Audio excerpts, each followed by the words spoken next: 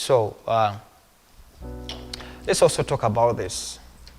In the book of Philippians chapter 4 verses 19, God tells us that, and my God shall supply all my needs according to his riches in heaven.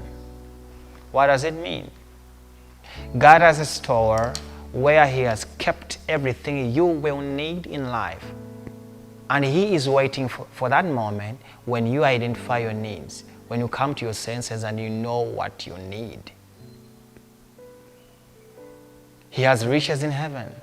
He knew what you would need to live this life, and he stored them in his stores in the heavens, and he's just waiting for you one day to realize what you need.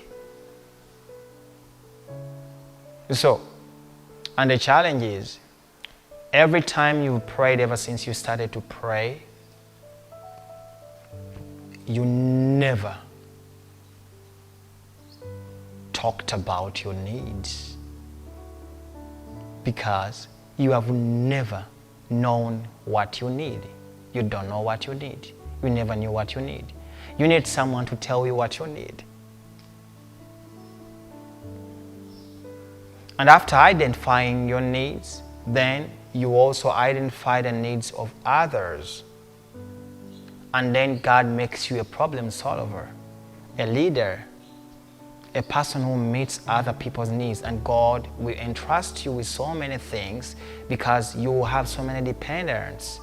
People will depend on you, and you can solve their problems and you can solve their needs, and God will make you into a channel of a blessing. People will not eat without you. People will survive because of you, and families will live because of you. People will depend on you because you have realized and you have gotten from that level where you are. You know, your whole head revolves around that small family of yours. You want God to help you take care of your 4 kids, but God is so much concerned about the entire world, 8 billion people. And then you are concerned about your little 3 kids and your wife. You're so limited. And God is asking Isaiah, whom shall I send? Whom shall I send? Nobody is there to be sent because we are too selfish. Our prayers are selfish. We want God to provide for our families, our little families. We are not concerned about others. So, God is so big, He's so much concerned about so many things. He's concerned about the fish in the sea. He's concerned about the birds in the air. He's concerned about the beasts of the field. He's concerned about the nature and everything. He's concerned about the weather and the climate. He takes care of the stars and the sun and the moon. They depend on Him. The whole galaxy operates according to His will and His word. Once He slumbers like this for a moment or for a microsecond, everything stops. So that's why He doesn't sleep. He never sleeps, He never slumbers. And in heaven there is no day and night. God will never go to sleep. He will never go to sleep. You know why? Because of the changes in time. Right now, where I'm speaking right now, it is 30 minutes to 6 in Uganda.